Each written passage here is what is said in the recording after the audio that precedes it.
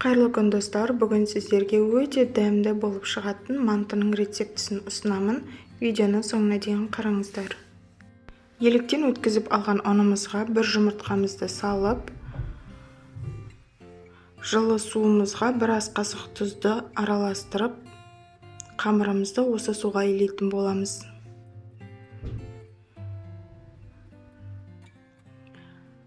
Аз-аздан құйып, қамыр илейтін боламыз.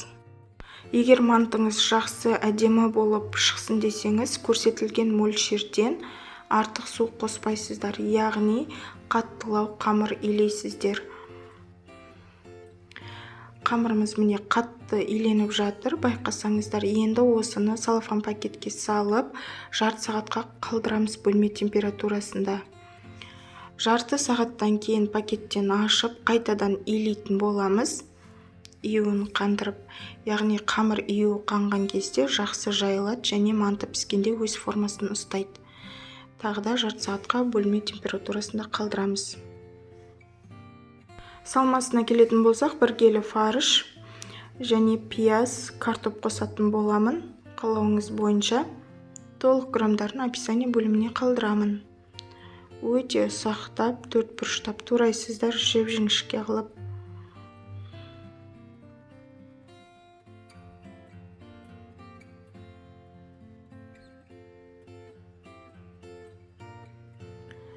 Одан кейін картопымызды тураймыз, барынша жұқалап және жіңішке 4 бұрыш көлемінде турасаңыздар, түйген кезде ешқандай кедергі келтірмейді. Сондықтан барынша ұсақтап туруға тырысыңыздар. Ыдысымызға салып, тұзымызды, бұрышымызды татымына қарай салатын боламыз.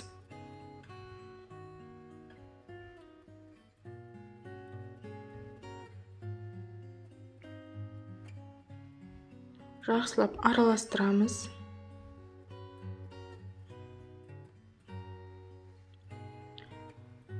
Егер сізде іш май болсын, бүйрек май болсын қоссаңыздар болады. Бұл жерде мен сұйық май қосып жатырмын. 100 грамм шамасында араластырып, бетін жауып алып қоятын боламыз.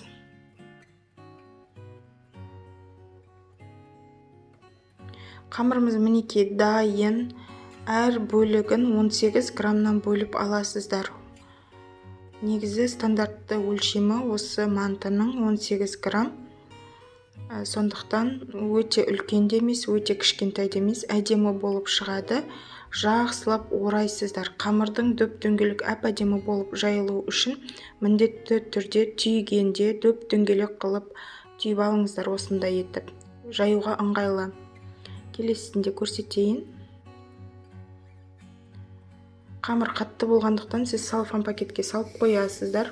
Керегін шығарып, ұнға аздап басып алып, қамырымызды жаятын боламыз. Жайылған қамырды осылай түйеміз. Видеоны мұқият қарасаңыздар түсінікті. Бір жасағаннан қолыңыз үйреніп кетеді.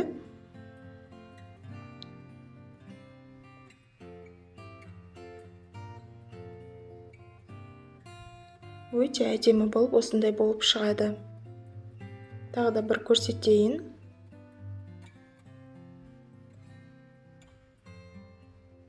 Қолымызбен ыңғайлап аламыз да, сұқ саусағымызбен ортасына қарай кіргізіп, екі шетін әдемі етіп жинаймыз. Яғни несі көп болған сайын складка деп айтамыз ғой. Мантымыз өте әдемі болып шығады. Иірімдері.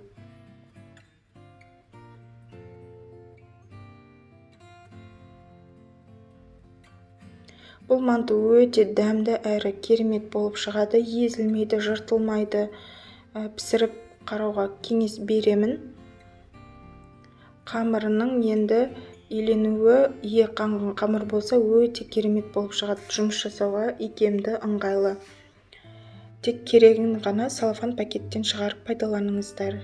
Себебі ашық ауада тұрса, ол кеуіп қалуы мүмкін. Достар, мантының түйілу барысын бірнеше рет көрсетіп жатырмын, сіздерге түсінікті болуы үшін. Мұқият қарап жасасаңыздар болады. Түйілген мантоваркамызды майлап салып аламыз. Қайнап тұрған суда 60 минут көлемінде пісіріп аламыз. Мінекей 60 минут уақыт өтті, мантымыз дайын. Бұл рецепт бойынша 1,5 мантоварка манты шығады. Яғни көп мөлшерде.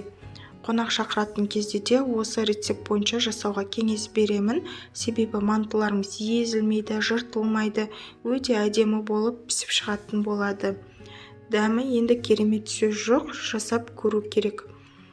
Достар, егер менің видеом сіздерге ұнап жатырған болса, арнама тіркеліп, лайк басып, пікір қалдыруды ұмытпаңыздар. Қалауыңыз бойынша тұздық немесе майонезбен де ұсынсаңыздар да болады. Өте дәмді болып шығады. Сіздермен болған Замира.